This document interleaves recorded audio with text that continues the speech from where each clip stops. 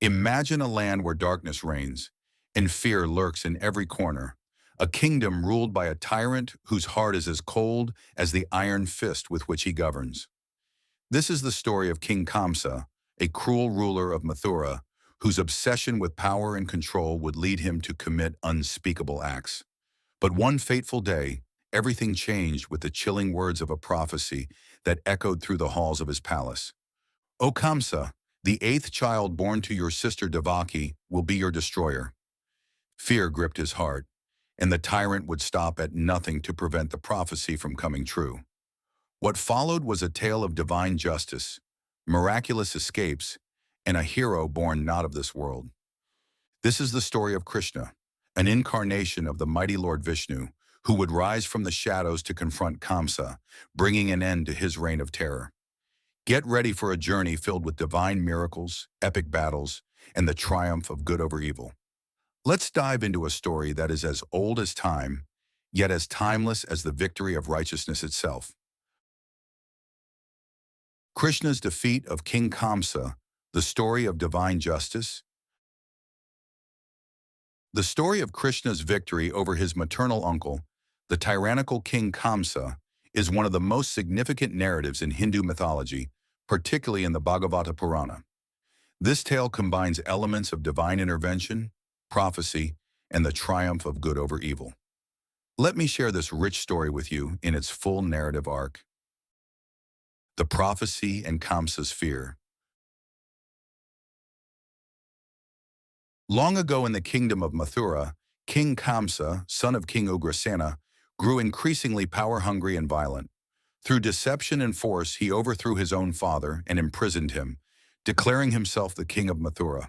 Kamsa ruled with an iron fist, oppressing his subjects and striking fear into everyone's hearts. One fateful day, after Kamsa's sister Devaki married a nobleman named Vasudeva, a divine voice from the heavens proclaimed a chilling prophecy.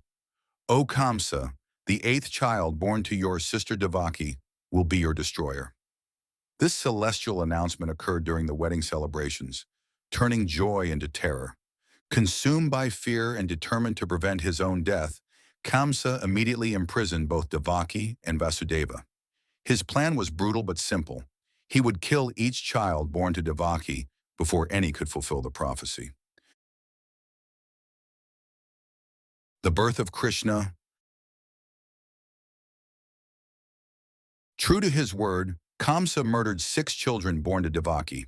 When the 7th child, who was actually Balarama, transferred mysteriously to the womb of Rohini, another wife of Vasudeva, was conceived, Kamsa's vigilance increased. When Devaki became pregnant for the 8th time, extraordinary events began to unfold. On a dark, stormy night, in the prison cell where Devaki and Vasudeva were confined, Lord Vishnu incarnated as Krishna. At the moment of Krishna's birth, a divine light filled the prison, and the newborn appeared before his parents in a transcendent form with 4 arms, adorned with celestial ornaments. The divine infant spoke to his astonished parents, revealing his true identity and instructing Vasudeva to carry him across the Yamuna River to Gokul, where he should be exchanged with the newborn daughter of Nanda and Yashoda. The miraculous escape. As Krishna had commanded, Vasudeva prepared to leave the prison with the infant. Miraculously, the prison doors unlocked themselves, and the guards fell into a deep sleep. Vasudeva placed Krishna in a small basket and set out for Gokul in the pouring rain. When Vasudeva reached the turbulent Yamuna River, another miracle occurred. The waters parted, creating a path for him to cross. The great serpent Shesha appeared above them, spreading his hood to shelter the divine child from the rain.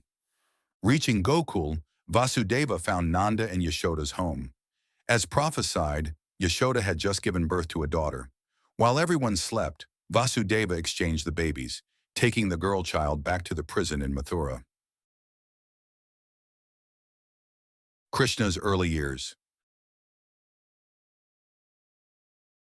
In Gokul, Krishna grew up as the son of Nanda and Yashoda, unaware of his royal lineage and divine purpose.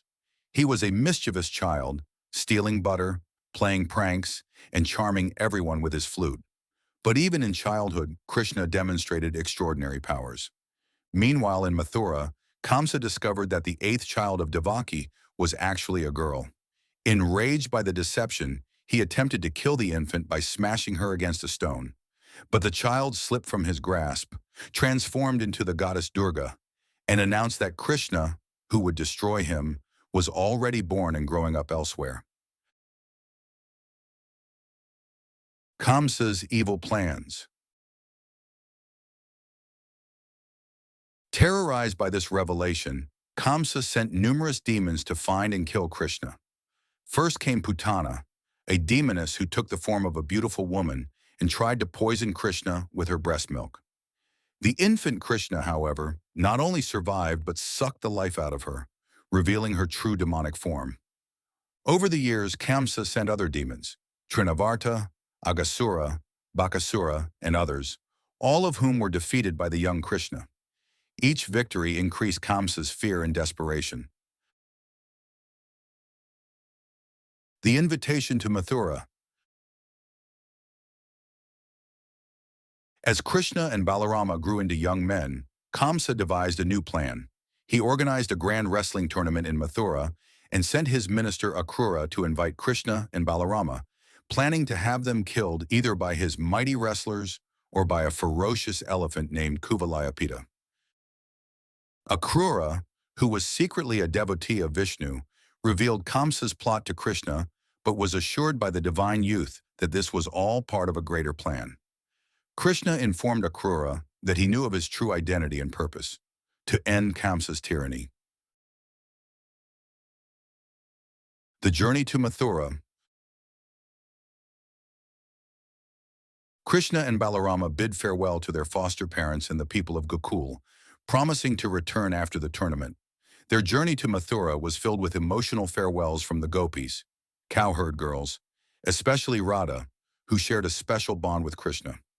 Upon arriving in Mathura, Krishna and Balarama were dazzled by the city's grandeur. As they walked through the streets, they encountered a hunchbacked woman named Kubja, who was carrying sandalwood paste for Kamsa. Krishna straightened her crooked back, transforming her into a beautiful woman who, out of gratitude, offered them the fragrant paste. Confronting Kamsa's traps.